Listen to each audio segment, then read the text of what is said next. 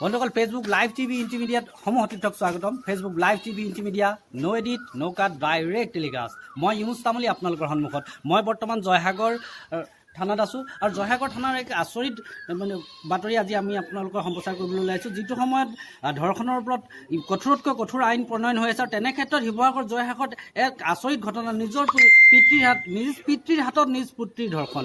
আপোনালোকে শুনিলে আচৰিত হ'ব, যিটো সময়ত ফাঁচীলৈকে আইন প্ৰণয়ন হৈছে আৰু সেই সময়ত নিজ পুত্ৰৰ হাতত পুত্ৰীৰ যি ধৰ্ষণ হৈছে, সঁচাকৈ অতি নিন্দনীয়, অতি দুখজনক। আৰু সেইজনেই পিতৃ, যিজন পিতৃয়ে নিজ পিতৃক ধৰ্ষণ কৰিছিল।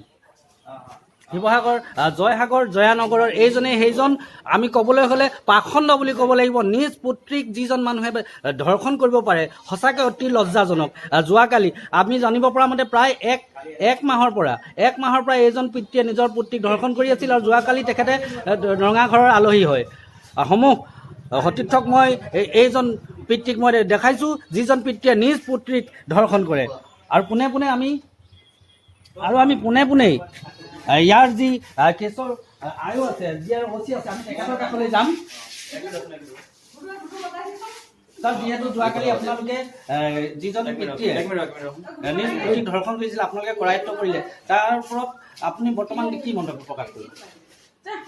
এইটো খুবেই দুৰ্ভাগ্যজনক আৰু খুবেই দুখ লগা এটা খবৰ। আমাৰ সমাজত ইমান এটা বেয়া পৰিমাণৰ ব্যাধি আজি সৃষ্টি হৈছে, কোনো শব্দৰে, কোনো ভাষাৰে প্ৰকাশ কৰিব আমি নোৱাৰোঁ। একিউজ অলৰেডি আমি কৰায়ত্ব কৰিছোঁ, তেওঁক আমি সম্পূৰ্ণভাৱে আইনগত ব্যৱস্থা ল'বৰ কাৰণে বৰ্তমান যত্ন কৰিছোঁ। ধন্যবাদ জ্ঞাপন কৰিছোঁ মনোজল গগৈ ডাঙৰীয়ালৈ। তো আপোনালোকে দেখিলে যে জয়সাগৰ থানাৰ মনোজল গগৈ ডাঙৰীয়া যিমান পাৰে তেখেতক কঠোৰতকৈ কঠোৰ শাস্তি দিবলৈ চেষ্টা কৰিব। আৰু আমি ইয়াতে যিগৰাকী ধৰ্ষিতাৰ মাতৃ আছে নেকি বাৰু ইয়াত?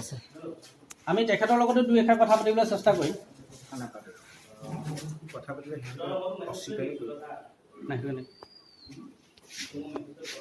মাতি দিব নেকি? যিগৰাকী ধৰ্ষিতা আছিলে, ধৰ্ষিতাগৰাকীৰ মাতৃক লগত আমি দুই এষাৰ কথা পাতিব বিচাৰিছোঁ। যিহেতু ফেচবুক লাইভ টিভি ইণ্টিমিডিয়াৰ জৰিয়তে সমগ্ৰ অসমবাসীক আমি দেখাই আছোঁ শিৱসাগৰ জয়সাগৰৰ এক মৰ্মান্তিক দৃশ্য, নিজ পুত্ৰৰ হাতত নিজ পিতৃৰ ধৰ্ষণ।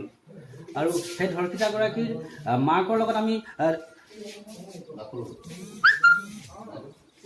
যিহেতু মাক বৰ্তমান অনুপস্থিত, ইয়াত কিছু সময়ৰ পাছতে আমি দেখিছিলোঁ, কিন্তু বৰ্তমান তেখেতে কিছু কামৰ সংক্ৰান্তত হয়তো বাহিৰলৈ গৈছে। কিন্তু আচল কথাটো হৈছে এনেদৰে কিমান দিন চলি থাকিব অসমত এই ধৰ্ষিতাৰ যি যজ্ঞ, ধ্বংসলীলাৰ যি যজ্ঞ পাতিছে, আৰু কিমান দিন চলি থাকিব। গতিকে সমূহ সতীৰ্থবৃন্দক মই শিৱসাগৰ জয়সাগৰৰ পৰা যি দৃশ্য আছিলে দৃশ্যটি দেখুৱালোঁ, আৰু আপোনালোকে সকলোৱে শ্বেয়াৰ কৰক, যাতে এনেকুৱা পাখণ্ড দেউতাক পিতৃ সকলোৱে যাতে চিনি পায়।